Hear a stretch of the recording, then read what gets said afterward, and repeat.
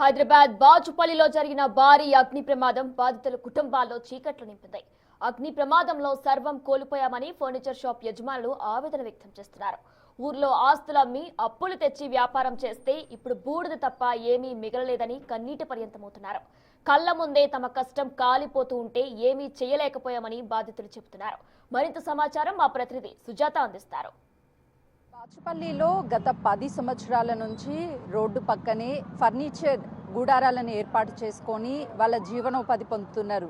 అయితే ఆంధ్రప్రదేశ్ నుంచి వచ్చి ఇక్కడ తమ జీవనోపాధి కోసము పిల్లలతో రోడ్డు మీద చిన్న చిన్న గూడారాలు ఏర్పాటు చేసుకొని ఫర్నిచర్ని అమ్ముకొని అందులోనే నివాసం ఉంటున్నటువంటి ఆ ఫర్నిచర్ గూడారాల్లో రాత్రి 11 గంటల 30 నిమిషాల ప్రాంతంలో ఒక్కసారిగా షార్ట్ సర్క్యూట్ రావడంతో ఇక్కడ ఉన్నటువంటి షాపులన్నీ కూడా మంటల్లో కాలిపోతుంటే ఒకవైపు అక్కడ ఉన్నటువంటి ఫర్నిచర్ని కాపాడుకోవాలా లేదు అంటే తమ ప్రాణాలను కాపాడుకోవాలా అర్థం కాక విలవిల్లాడిపోతూ బయటికి పరుగులు తీశారు. ఇక్కడ ఉన్నటువంటి వాళ్ళతో మాట్లాడదాము. వాళ్ళు ఎన్నో సంవత్సరాల నుంచి ఇక్కడ రూపాయి పోగేసుకొని ఊర్లలో పొలాలు తాకట్టు పెట్టి ఉన్న బంగారాన్ని తాకట్టు పెట్టుకొని ఎంతో అప్పులు చేసి మరి ఇక్కడికి వచ్చి తమ షాప్స్ ని రన్ చేస్తున్నారు. రాత్రి జరిగినటువంటి ఘటనతో వాళ్ళు కన్నీరు మున్నీరుగా విలపిస్తున్నారు.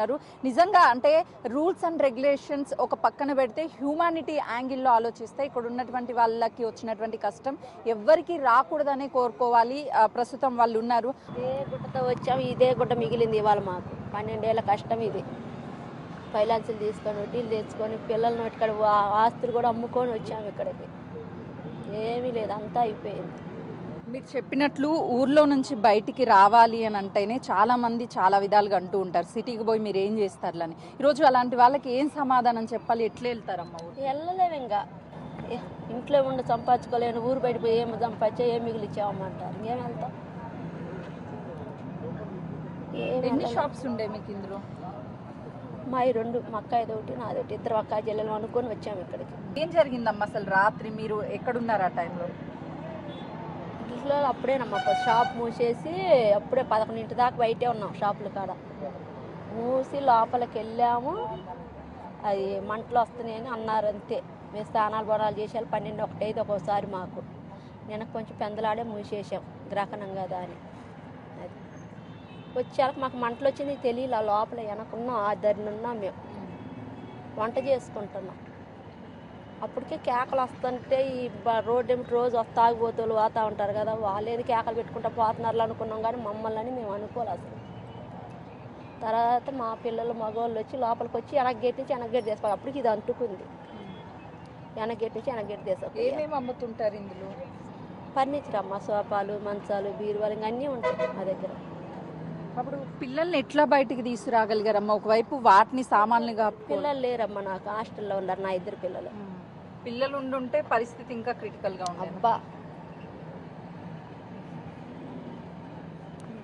అయితే చూడొచ్చు, వీళ్ళంతా పాపం రెగ్యులర్ గా ఇదే షాప్ లో అమ్ముకొని వాళ్ళ జీవనోపాధి గడుస్తూ ఉండేది. కానీ ఈ రోజు ఇది కాలిపోవడం వల్ల ఎవ్వరు అంటే వీళ్ళంతా ఇక్కడ ఏం దిక్కుదోచని స్థితిలో ఉన్నారు. ఈ బాధని ఎవరికి చెప్పుకోవాలి, ఏం చెప్పుకోవాలో కూడా వాళ్ళకి అర్థం కానటువంటి పరిస్థితి ఉంది. అంటే ఒకవైపు వాళ్ళ చుట్టాలు కావచ్చు, లేకపోతే వాళ్ళకి సంబంధించిన వాళ్ళు కాల్ చేసి మాట్లాడుతున్నా వాళ్ళకి ఏం సమాధానం చెప్పాలి, ఊరికి తిరిగి ఎలా వెళ్ళాలి అంటే ఇదంతా రెగ్యులర్గా పిల్లలతో అదేవిధంగా కస్టమర్స్తో సందడిగా ఉంటుంది. కానీ ఈరోజు వీళ్ళు దిక్కుదోచని స్థితిలో ఇట్లా కూర్చొని మా పరిస్థితి ఏంది అని అనేది ఎవరిని అడగాలో కూడా వాళ్ళకి అర్థం కావడం లేదు అని చెప్తున్నారు. అమ్మ, ఈ కష్టం ఎవరికి కూడా రాకూడదు. ఏం చేద్దాం అమ్మా, వచ్చిందిగా మాకు. అన్నీ పోయినాయి, అన్నీ పోగొట్టుకొని కట్టుకుని గుడ్డలతో నిలబడ్డాము. ఈరోజు ఒంటి పైన ఒక గుడ్డ, ఒక చీరతోటి నిలబడ్డాం అమ్మ. మా కష్టం 12 సంవత్సరాల కష్టం ఇది. అన్నీ పోయినాయి, మా ఆశలు పోయినాయి, మా ఆశలు పోయినాయి, అన్నీ పోయినాయి. ఏం మిగల పొడిదే మిగిలింది. ఈరోజు ఏమన్నా సాయం చేస్తే చెయ్యాలా, ఇంకా మీరే దారి చూపించాలా. మేము బతకాలంటే మాకు దారి చూపించాలి మీరు. వాళ్ళు ఎన్నో బాధలు, ఎన్నో అవమానాలు తట్టుకొని ఇక్కడి వరకు వచ్చారు. ఎందుకంటే ఊర్లో నుంచి ఇక్కడికి సిటీకి వచ్చి బతకాలి అంటే అంత ఈజీ కాదు. ఇక్కడ ఉన్నటువంటి ఖర్చులు కావచ్చు, లేకపోతే ఇన్వెస్ట్మెంట్స్, బిజినెస్ చేయాలంటే ఇవన్నీ కూడా ప్రతి ఒక్కరికి తెలుసు. కానీ ఈరోజు వాళ్ళ చేతుల్లో మిగిలింది బూడిదే, ఏమీ లేదు.